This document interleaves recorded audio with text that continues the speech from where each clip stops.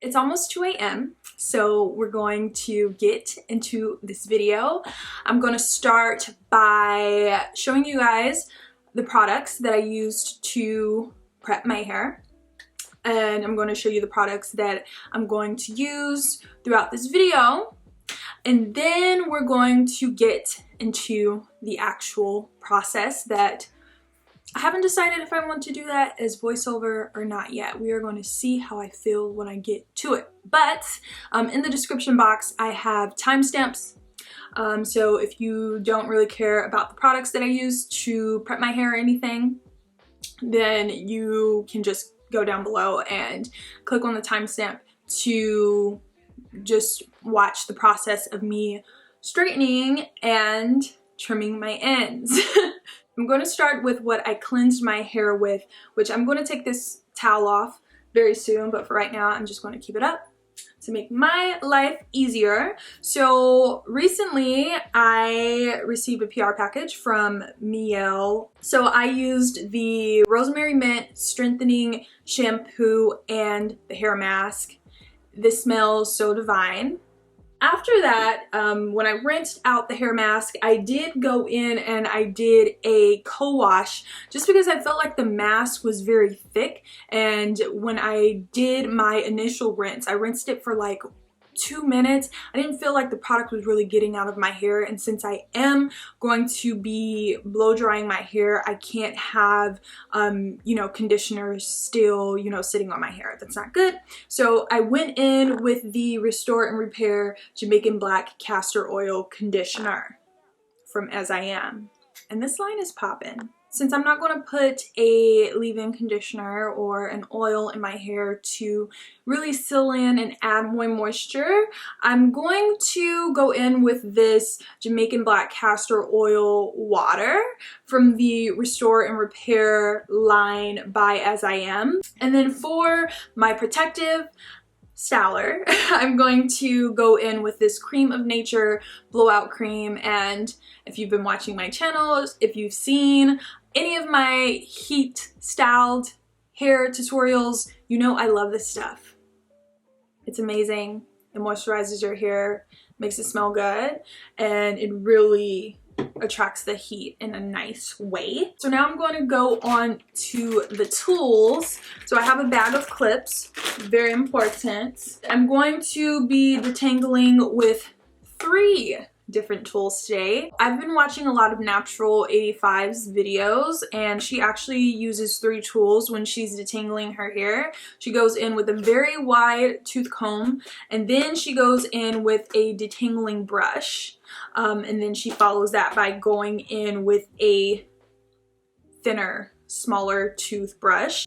And then for shears, I just have these Annie shears that I borrowed from my scissors, my sister. Okay, they're not very sharp, but they will get the job done. Today for my blow dryer, I borrowed this from my friend Michelle. Shout out to you, Michelle. I wanted to try it before I bought it, and she had one, and I was like, yes. But this is a brush blow dryer by Revlon. We're about to get into this video. Please don't forget to thumbs this video up, share it with a friend, leave some comments down below, just so I can get more eyes on my videos and I can spend more time recording for you guys. I'm going to do a VO because I need to speed through this because I have to work in a couple of hours.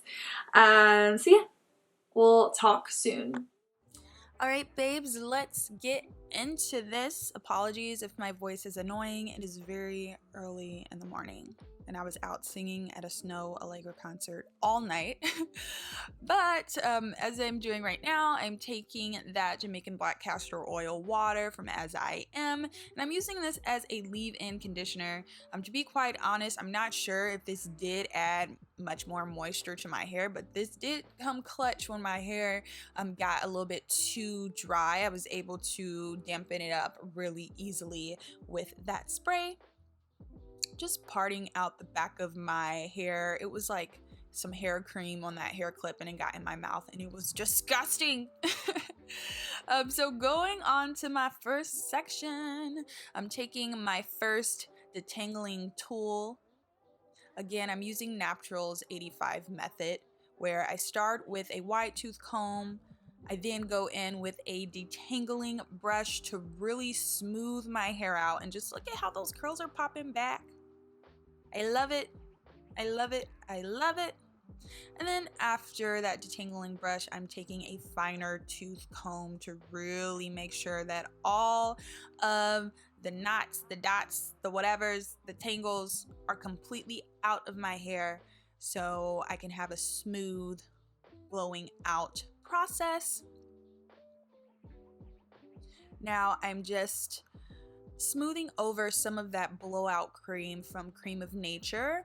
Oh, by the way, all of the links to all of the products that I use in this video will be down below in the description box. And of course, after I add my heat protectant, I'm just taking that Revlon blow dryer brush and I'm smoothing that over my hair.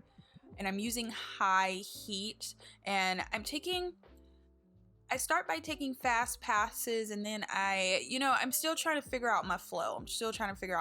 But the results, sis, they were popping. Now that side was very, very smooth because I realized I used a lot of heat on that, and we're not going to use as much heat on the next section. So again, going in with that blowout cream so I can protect my hair, and just smoothing over that Revlon blow dryer brush. Now this blowout cream is bomb. I can't say it enough. Add it to your natural hair product arsenal. It's actually more of like a smoothing, hydrating serum than a cream. So it adds a nice shine to your hair, and it really attracts the heat nicely. Alrighty, so I am moving on to my next section, and as you can see, this section has quite a bit more hair than my first section, and that is because I realized that this blow dryer does pack a lot of heat, so I should be able to successfully, blow dry a larger section. I detangled, I added my heat protectant, and now I'm just going with the flow, again using high heat. And just look at that shine. Look at that. So skipping to my final section, detangling with my wide tooth comb, going in with that detangling brush to smooth it out. I actually did forget to use the fine tooth comb, but it still worked. It still worked. If anyone is wondering, it still worked. And taking that Revlon brush to do a final pass. And just look at that. Again, my friend Michelle let me borrow hers. I'm definitely going to go in and purchase my own brush because it just made the process like so smooth. Usually I have to blow dry it with my dry bar blow dryer, and then I have to go in with my flat iron to get these results pretty much. Okay, so now we're about to go in with trimming the ends, and as you could see, there's some trimming that needs to be done. Taking this back section, and I am going to do medium sections because I do have fine hair, so my hair isn't really thick, so I can do larger sections. Taking a small tooth comb, smoothing out my hair, grabbing the end that I want to cut with my middle finger and my pointer finger, holding it tight, and just going under with my shears to cut that off. Again, taking my fine tooth comb to smooth out the hair, grabbing the hair with my pointer finger and my middle finger, holding it tight, and then just trimming that off. And the way I tell what needs to cut off is just, the ends that are going left, right, up, down, that are just not uniform.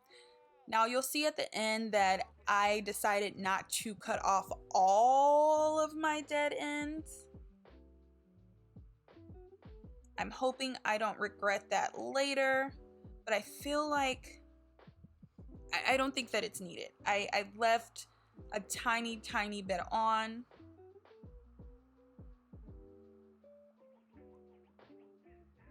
I am going to go in another 4 months and do another light trim. I'm not going to wait as long as I waited this time. I honestly waited almost a year for this go around for my trim, and that's definitely why I had a bit more damage than I had expected. But I'm going to go in another 3 or 4 months to really even this cut out. But for this one, I just wanted to take off the extreme ends.